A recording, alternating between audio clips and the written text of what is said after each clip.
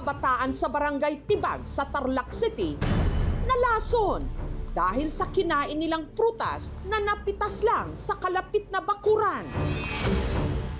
Kulay green siya na bilog, parang lansones. Titigang maigi ang prutas na ito. Pamilyar ba kayo sa mga ito?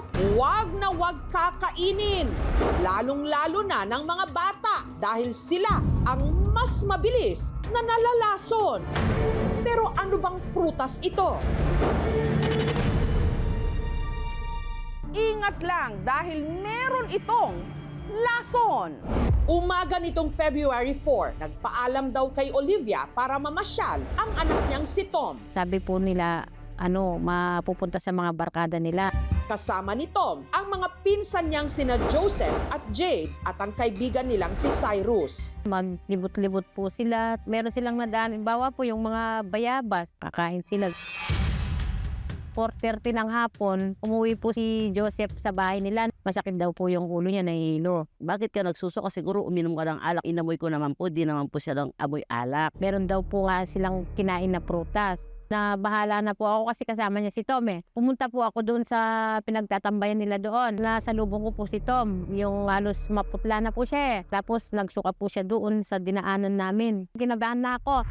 Ang hindi alam ni na Olivia nung mga oras na yon, ganun na rin pala ang sinapit ni na Jade at Cyrus. Nagsusuka siya na parang laway-laway lang pero may itim-itim po, yung parang may buto-buto po. Tapos masakit yung tiyan, masakit yung ulo. Nakita ko yung apo ko talagang parang kalansa, yung mamatay-matay ba yung anak ko. Siyempre nagagalit ako. Ang apat agad isinugod sa ospital at doon na kumpirma na ang dahilan ng kanilang pagsusuka. Intoxication. Ibig sabihin, sila'y nalason. Sabi ko, ano waring kinain nyo? Ang itinuturong salarin galing daw sa isang puno na tumutubo sa mga bakuran ng kanilang barangay. Pabilog ang prutas nito, sinlaki ng lansones o siniguelas. Kulay berde pag hilaw, kulay brown kapag hinog na. Kulay itim ang buto nito na merong puti at madaling madurog na laman. Bunga ito ng halaman na ang tawag ng mga taga-Tarlac, tuba-tuba. Ito po, itong bunga na to. Parang kasoy na. Bata pa ako, alam ko yung galumbang, lason. Hindi po namin alam na kakainin pala nila yun. Lason man ang bunga, pero ang dahon ng tuba-tuba nakagagamot daw. Malimbawa may pilay po, doon po kami kumukuha. Pinapahiran ko po siya ng langis, gaganyanan lang po namin sa kandila. Ganyan lang po ang pagtapal. Pag po natuyo na yan, pwede na po siyang alisin. Yung tuba-tuba po o galumbang ay kabilang sa mga halaman ng Euphorbiaceae family. Sila ay yung mga halamang gamot, panglanggas sa sugat, sa pilay, tapos minsan sa animal bites din po siya. Ang mga prutas nito nakakahalina at nakakatakamang tignan, hindi raw napapakinabangan. Ang mga buto kasi nito may taglay na toxin o lason. Meron tayong dalawa. Toxin na quercetin ang pangalan. Nagpo-promote ho yun ng pag-damage ng intestinal bowel ho natin. Pangalawa, yung carbol ester.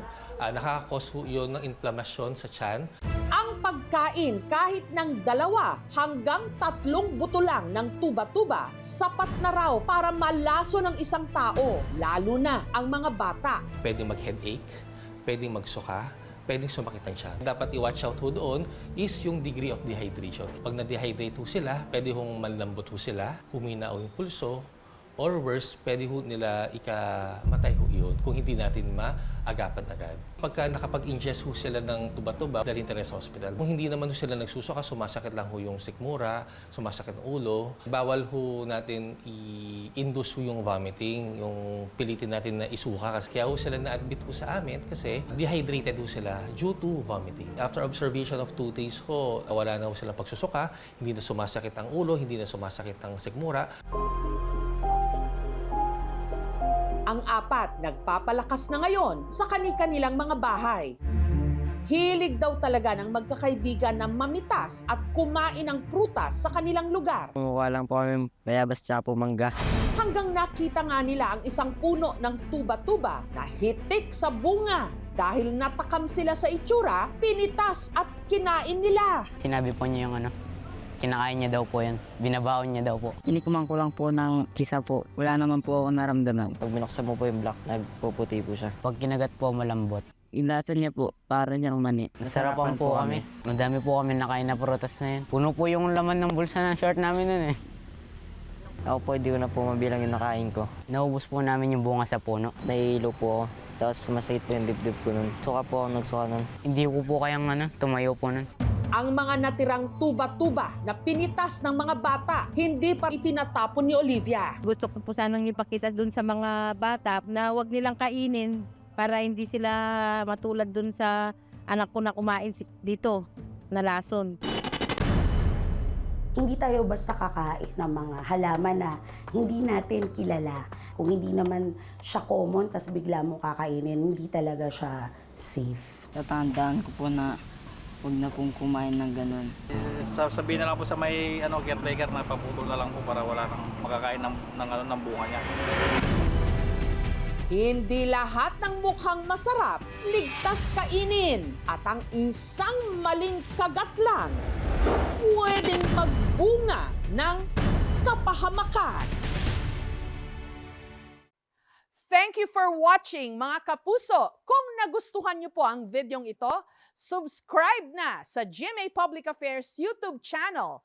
And don't forget to hit the bell button for our latest updates.